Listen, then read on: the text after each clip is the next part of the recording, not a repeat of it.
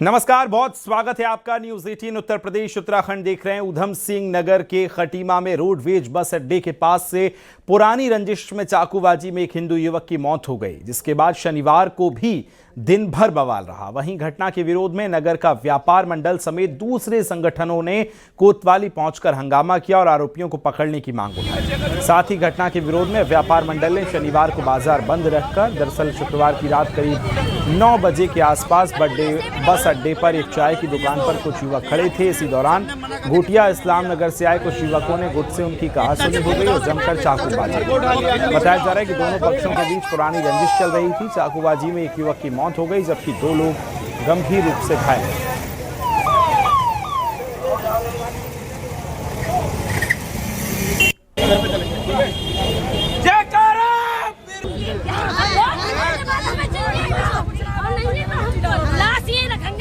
अगर सारे व्यापारी आज हमारे साथ में खड़े होते हैं तो स्वाभाविक है आज हम शासन प्रशासन के ऊपर भी अपना दबाव बनाते हुए इस पर पूरी निष्पक्ष जांच करवाई जाएगी।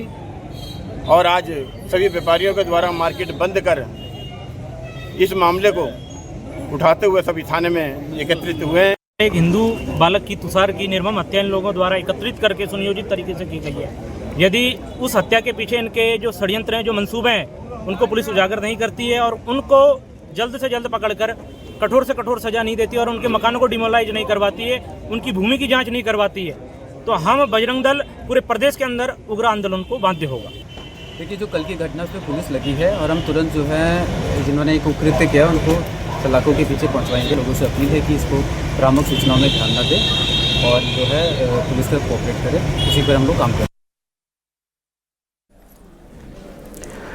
खटीमा में युवक की हत्या के बाद दिन भर बवाल मचा रहा। वहीं चाकूबाजी में शामिल आरोपियों ने इलाके में धामी सरकार का बुलडोजर भी जमकर चल रहा है। बुलडोजर ने गड़बड़ी मचाने वाले आरोपियों के खिलाफ इलाके में अवैध रूप से बनी कई दुकानों को ध्वस्त कर दिया। वहीं खटीमा में शांति व्यवस्था बनाए रखने के लिए प्रशासन ने धारा 163 लागू कर दी है।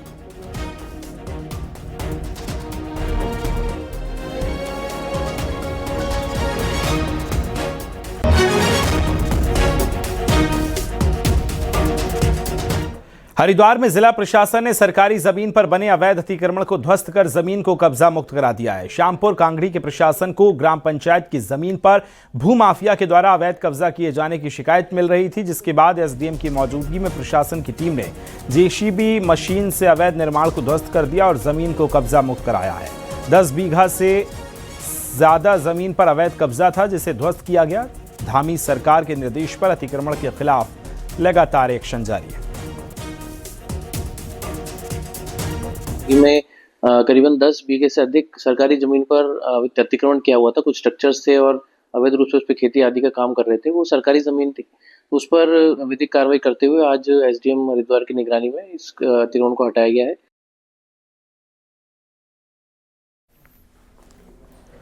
सीएम पुष्कर सिंह धामी ने देहरादून के सेला कुई में महक क्रांति नीति का शुभारंभ किया। इसके साथ ही 5 सैटेलाइट सेंटर्स और एएमएस प्रयोगशाला का भी शिलान्यास किया। वहीं भाऊवाला स्थित सैटेलाइट सेंटर का लोकार्पण भी किया। सीएम धामी ने कहा कि महक क्रांति नीति से प्रदेश में संगत फसलों की खेती को बढ़ावा मिलेगा। इसके तहत प्रदेश की बंजर जमीनों पर लेमन ग्रास और तिमूर की खेती की जाएगी। मुख्यमंत्री पुष्कर सिंह धामी ने कहा कि यह केंद्र राज्य के किसानों को सुगंध खेती के माध्यम से आर्थिक रूप से सशक्त बना रहा है। उन्होंने बताया कि राज्य सरकार करीब 300 करोड़ रुपए की लागत से अरोमा पार्क विकसित कर रही है, जिससे उत्तराखंड की कृषि की खुशबू जल्द ही देश और दुनिया तक पहुंचने वाली है। इसके बाद डॉक्टर आरती यादव कि लगभग 1 लाख किसान इस सघन खेती से जुड़े और जो आज हमारा इसका टर्नओवर है वो लगभग 1000 करोड़ के आसपास का है। इस टर्नओवर को भी हम 10-12 गुना यानी कि 12-13 हजार तक ले जाने का लक्ष्य रखा है। निश्चित रूप से सघन के क्षेत्र में हमारे यहाँ पर बहुत अपार संभावनाएं हैं, क्योंकि यहाँ पर अनेक प्रकार की खेतियाँ होती हैं, वनस्पतियाँ होती हैं, जिनका उपयोग सघन के क्षेत्र में होता है और उनका उत्पादन होगा। तो सघन के क्षेत्र में भी हम पूरे देश के लिए एक उदाहरण हमारा राज्य इस क्षेत्र में बनेगा। देहरादून की भारतीय सैन्य अकादमी आज परंपरा और सम्मान का साक्षी बनी। 525 जेंटलमैन कैडेट्स अधिकारी बनकर नई जिम्मेदारियों के लिए तैयार हुए हैं। इनमें से 14 मित्र देशों के 34 कैडेट्स भी शामिल किए गए हैं।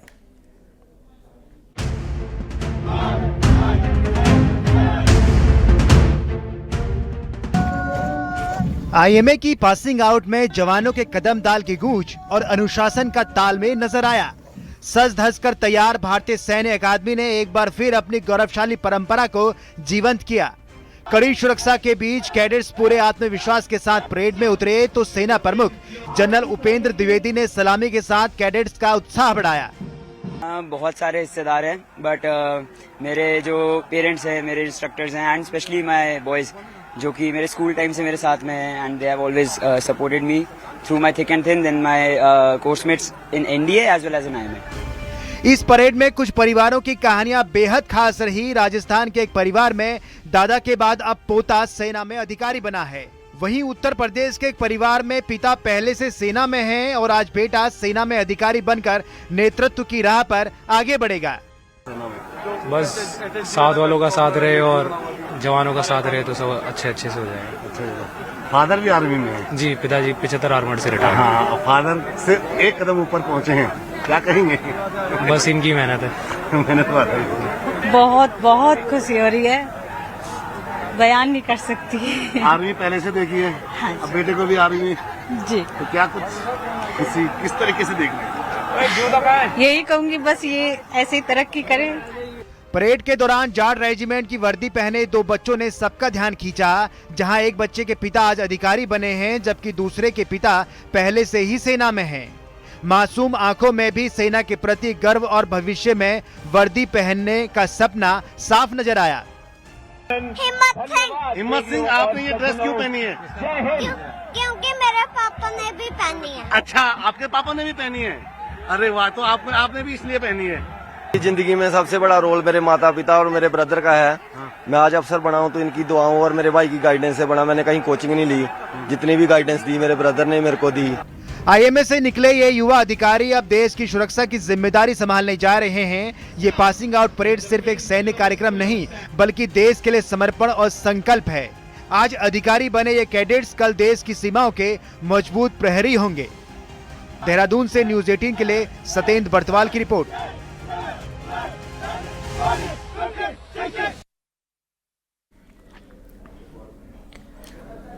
वहीं देहरादून में पासिंग आउट परेड के बाद सेना प्रमुख जनरल उपेंद्र द्विवेदी ने युवा अधिकारियों के साथ पुशअप्स लगाए और युवा अधिकारियों का हौसला बढ़ाया।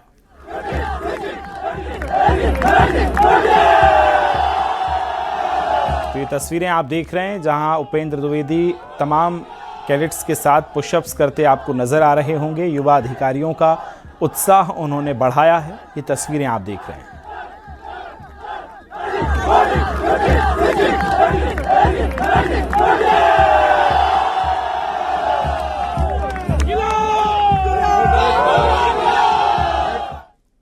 देहरादून में 47वीं All India Public Relation Conference की शनिवार से शुरुआत हो गई। 3 दिन तक चलने वाली इस कॉन्फ्रेंस का मुख्यमंत्री पुष्कर सिंह धामी ने शुभारंभ किया। कार्यक्रम की थीम विकसित भारत 2047 के मद्देनजर है, जिसमें पब्लिक रिलेशन को कैसे मजबूत किया जाए, इस पर देश भर से आए प्रतिनिधि चर्चा करेंगे। 2047 में कहां होगा, मैं आपका बहुत बहुत स्वागत करता हूं। संवाद को और आसान बनाने में, बेहतर बनाने में, जन केंद्रित बनाने में, लोगों से सीधे सीधे जुड़ने में सरकारों को भी, और जो विकसित भारत का संकल्प है उसकी थीम पर आयोजित ये सम्मेलन निश्चित रूप से जो 3 दिन तक यहाँ पर इसमें मंथन होगा, चिंतन होगा, अनेक विचार होंगे आपस में, वो विकसित भारत के संकल्प में बहुत बड़ा एक सहायक की भूमिका निभाएंगे। मैं सभी का देवभूमि उत्तराखंड आने पर देश और दुनिया के लोगों का मैं स्वागत करता हूं, सबका अभिनंदन करता हूं और इस सम्मेलन की सफलता के लिए सबको शुभकामनाएं देता हूं। 47 तक माननीय प्रधानमंत्री जी ने विकसित भारत का लक्ष्य रखा है, उसकी बिंदुओं पर यहाँ चर्चा होगी और जो उन्होंने थीम दी है वो विरासत के साथ विकास, यानी अपनी पुरानी जड़ों से जुड़ते हुए हम विकास की यात्रा कैसे तय करें, उस पर 3 दिवसीय सम्मेलन आयोजित किया गया, जिस पर चर्चा होगी। और निश्चित रूप से चूंकि सभी लोग प्रबुद्ध जन हैं और यहाँ पर जो आए हुए मीडिया से जुड़े हुए लोग हैं, उनके जो विचार हैं वो वो कहीं न कहीं पथ प्रदर्शन का काम करेंगे। उत्तराखंड के ऊंचाई वाले इलाकों में कड़ाके की ठंड का असर बढ़ता जा रहा है। पारा माइनस में पहुंच चुका है, जिससे नदी, नाले और झरने जम गए। साथ ही इसी वजह से स्थानीय लोगों को भारी परेशानियों का सामना करना पड़ रहा है। रिपोर्ट आपको दिखा रहे हैं।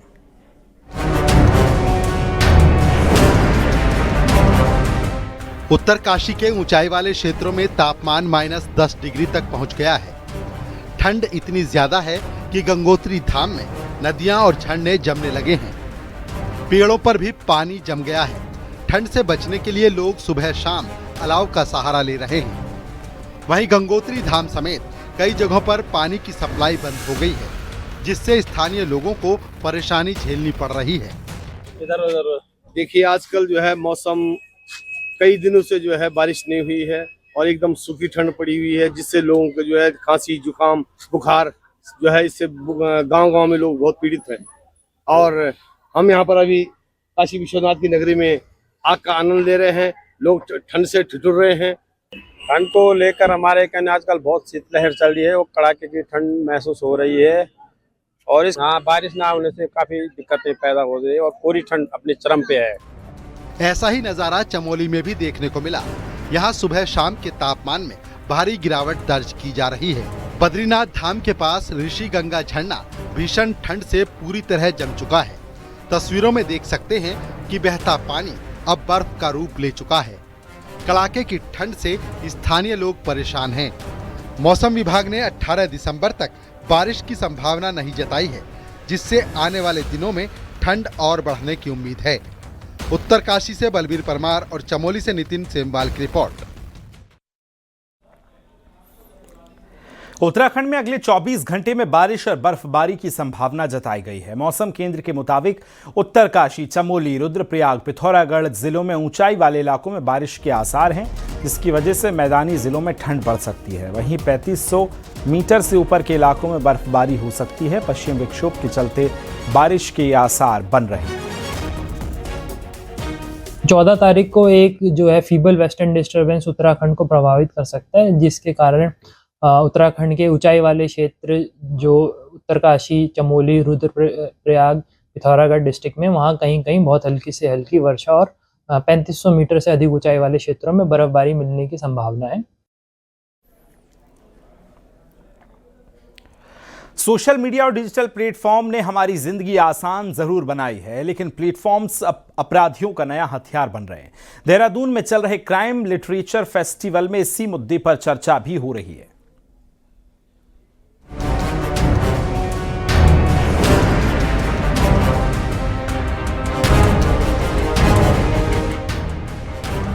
ऑनलाइन फ्रॉड और सोशल मीडिया स्कैम के जरिए लाखों की ठगी के मामले सामने आए हैं। हैरानी की बात तो यह है कि कई बार विदेशों में बैठे ठग आपकी मेहनत की कमाई पर हाथ साफ कर जाते हैं।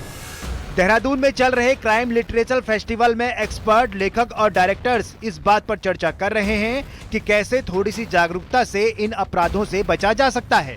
सोच है कि अरे डिजिटल क्राइम जो है सिर्फ अनएडुकेटेड लोगों के साथ होता है, नहीं होता, ये एडुकेटेड लोगों के साथ होता है। जैसे मुंबई में हाल ही में एक डिजिटल अरेस्ट वाला केस हुआ था, कुछ 70 करोड़ रुपए लूटा गया उनसे। दिखाते हैं कि गाड़ी है, बंगला है, माँ है, लेकिन कुछ नहीं है। तो वो सोशल मीडिया का डेंजर है। फेस्टिवल में शामिल पूर्व डीजीपी अशोक कुमार का कहना है कि डिजिटल क्राइम का सबसे बड़ा खतरा ये है कि इसे पढ़े लिखे लोग अंजाम दे रहे हैं और शिकार भी हाई सोसाइटी के लोग ही बनते हैं। कई बार ठग विदेशों में बैठे होते हैं, जिसमें जांच और कार्रवाई चुनौतीपूर्ण हो जाती है। ये रोज नए रास्ते निकालते हैं, मोडस ऑपरेंडी अलग अलग, तो इनसे बचने के लिए हमेशा रेगुलर अलर्टनेस की जरूरत है। और यही नहीं कहते, ये भी नहीं है कि खाली एजुकेटेड इसके शिकार होते हैं या भोले वाले लोग शिकार होते हैं। वो किसी को भी, हाईएस्ट टेक्निकल बंदे को भी अपना शिकार बना लेते हैं। इतने बड़े बड़े जहाँ से वो लेकर के आते हैं, तो ये बहुत ही खतरनाक है। दूसरी इसकी एक और बड़ा चैलेंज है कि क्रिमिनल जाने। अगर आप भी थ्रिल और अपराध की कहानियों में दिलचस्पी रखते हैं तो रविवार तक देहरादून में चल रहे इस क्राइम लिटरेचर फेस्टिवल में शामिल हो सकते हैं। और याद रखें, साइबर क्राइम से बचने का सबसे बड़ा हथियार सतर्कता है। न्यूज 18 के लिए देहरादून से भारती सकलानी की रिपोर्ट। उत्तराखंड के 4 शहरों में स्वामित्व कार्ड देने का काम किया जाएगा, जिसमें ऊधम सिंह नगर जिले में किच्छा, अल्मोड़ा, हरिद्वार, भगवानपुर और टिहरी गढ़वाल में नरेंद्र नगर का नाम भी शामिल है, जिसके लिए भारतीय सर्वेक्षण विभाग और उत्तराखंड शहरी विभाग ने सर्वे किया है। ड्रोन से सर्वे के बाद अब पटवारी नगरपालिका कर्मचारियों की एक team door to door verification कर रही है और सत्यापन का काम पूरा होने के बाद स्वामित्व योजना के तहत कार्ड बांटे जाएंगे। प्रदेश में इन 4 शहरों में पायलट प्रोजेक्ट पूरा होने के बाद दूसरे शहरों में भी स्वामित्व कार्ड को लेकर काम शुरू होगा। देखिए, भारत सरकार की महत्वपूर्ण महत्वाकांक्षी योजना है, जिसमें शहरी क्षेत्र में स्वामित्व कार्ड दिए जाने हैं। इसमें जो भी आबादी क्षेत्र है उसको मैपिंग की जा रही है और मैपिंग भी ड्रोन और रोवर के थ्रू, जो सबसे लेटेस्ट और एडवांस टेक्नोलॉजी है उसका उपयोग करते हुए हमारी टीमें ग्राउंड में जाके जो है सर्वे का काम कर रही हैं। और चलिए अब नजर डालेंगे पहाड़ की टॉप 10 खबरों पर। हरिद्वार के लक्सर में पुलिस ने नशा तस्कर को गिरफ्तार किया। आरोपी अबुल के पास से 168 नशीले प्रतिबंधित कैप्सूल्स बरामद किए गए। विकासनगर में पुलिस ने 2 अंतर्राज्यीय नशा तस्कर गिरफ्तार किए। 90 लाख की कीमत की 300 ग्राम स्मैक बरामद। पहाड़ी क्षेत्र में बेचने की फिराक में थे आरोपी। टिहरी पुलिस ने हत्या के एक मामले में फरार चल रहे 50,000 की इनामी शूटर को गिरफ्तार किया। सीआईयू और मुनि की रेती पुलिस की संयुक्त कार्रवाई में आरोपी विक्की यादव को उत्तर प्रदेश के बलिया से दबोचा गया। अल्मोड़ा के भत्तरोंज खान में 22 किलो गांजे के साथ 2 लोगों को गिरफ्तार किया। दोनों आरोपी गांजे को गैर सेंड से मुरादाबाद ले जा रहे थे। दोनों आरोपी यूपी के मुरादाबाद के रहने वाले। नैनीताल हाई कोर्ट में बार एसोसिएशन के लिए सोमवार को वोटिंग होगी, जिसके लिए तैयारियां पूरी कर ली गई हैं।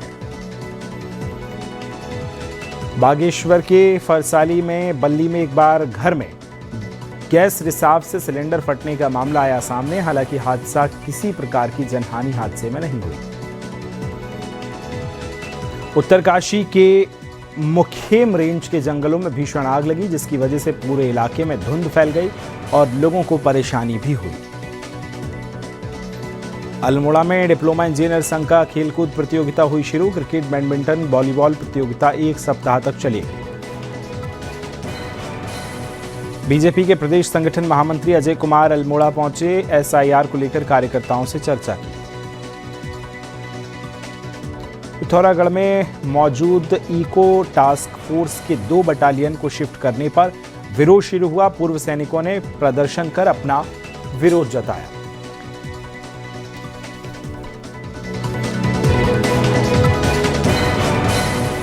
और चलिए कुछ और खबरों पर नजर डालेंगे। गढ़वाल लोकसभा में आज से सांसद खेल महोत्सव का उद्घाटन हुआ। केंद्रीय खेल मंत्री मनसुख मांडविया ने खेल महोत्सव का उद्घाटन किया। इस दौरान गढ़वाल सांसद अनिल बलूनी भी मौजूद रहे। पौड़ी के कंडौलिया मैदान में खेल महोत्सव का उद्घाटन हुआ। उद्घाटन के बाद सांसद अनिल बलूनी ने खिलाड़ियों के साथ बैडमिंटन और टेबल टेनिस खेला। बता दें कि 25 दिसंबर तक चलने वाले इस खेल महोत्सव के लिए 13,000 से ज्यादा युवाओं ने रजिस्ट्रेशन कराया है। इस महोत्सव में फुटबॉल, बैडमिंटन, कबड्डी जैसे खेलों के साथ ही पहली बार पिट्ठू खेल भी होगा। सांसद खेल महोत्सव का आयोजन गढ़वाल लोकसभा के अलग अलग हिस्सों में ये खेल कार्यक्रम होंगे।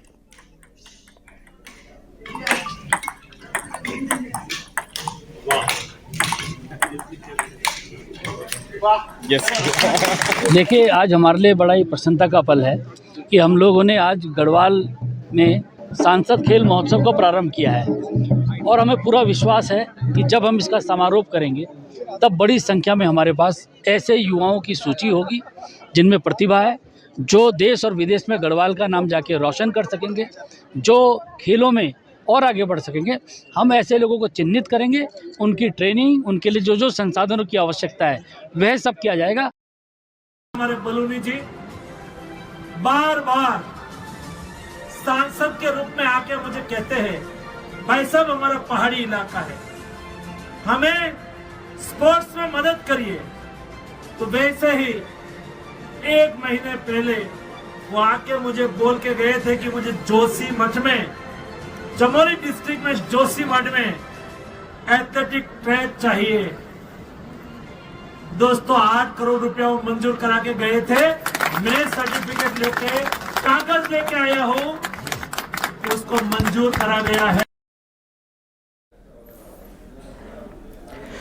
सांसद खेल महोत्सव के उद्घाटन कार्यक्रम के तहत पौड़ी पहुंचे केंद्रीय खेल मंत्री मनसुख मांडविया से गढ़वाल सांसद अनिल बलूनी ने औली में आइस स्पोर्ट्स के लिए संसाधनों को बढ़ाने की मांग की। साथ ही पौड़ी में स्विमिंग का सेंटर ऑफ एक्सीलेंस बनाए जाने की भी मांग की। अनिल बलूनी ने कहा कि आइस स्पोर्ट्स में देश विदेश से बेहद रुचि लोगों में है। ऐसे में अगर औली में संसाधन बढ़ते हैं तो इसका फायदा मिलेगा। वहीं केंद्रीय खेल मंत्री ने सांसद अनिल बलूनी की मांगों पर सहमति जताई है। मैंने बहुत सारी मांगे माननीय मंत्री जी के सामने रखी हैं। औली के जो स्कीइंग और वहाँ के स्नो स्पोर्ट्स के आइस स्पोर्ट्स के बारे में उन्होंने भी इसमें सहमति दी है। और पौड़ी में और बहुत सारे हम लोग अधिष्ठानों की शुरुआत करने की तैयारी करेंगे। और आने वाले समय में गढ़वाल लोकसभा जिस प्रकार से देश के अंदर आगे भी प्रतिनिधित्व करेगा। हाई एल्टीट्यूड में स्विमिंग करने के लिए, ट्रेनिंग करने के लिए बाहर से लोग आते हैं या ट्रेनिंग करते हैं। ऐसे ट्रेनिंग करने का स्थान देश में बहुत कम जगह पे उपलब्ध होता है। ये पोटेंशियल पौड़ी में है, उसको हार्नेस्ट करने के लिए हम अध्ययन करेंगे और जो विजिबिलिटी आएगी तो अवश्य यहाँ centre of excellence of swimming बनाएंगे।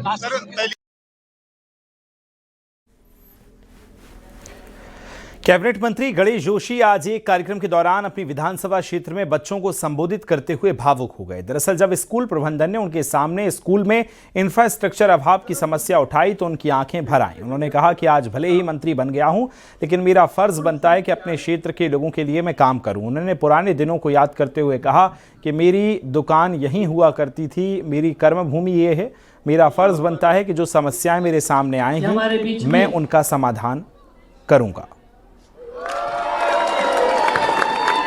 जैसे मेरे पहले मुकाम आता है, कितने खुश नसीब हैं वे लोग जिनका लहू वतन के काम। कि हमारे बीच में देखिए ये मेरी कर्मभूमि है। यहीं पर कभी आज 40 साल पहले मेरा छोटा सा एक दुकान होती थी। यहीं से मैंने संघर्ष शुरू किया और जब क्षेत्र की महान जनता ने मुझे सेवा करने का मौका दिया तो सबसे पहले उसकी शुरुआत मैंने यहीं से की। यहाँ के गुरुजनों ने जब जब भी मुझसे कहा इस विद्यालय की बेहतरी के लिए जो हमने किया, और आज ये विद्यालय देहरादून के सर्वश्रेष्ठ विद्यालयों में एक है,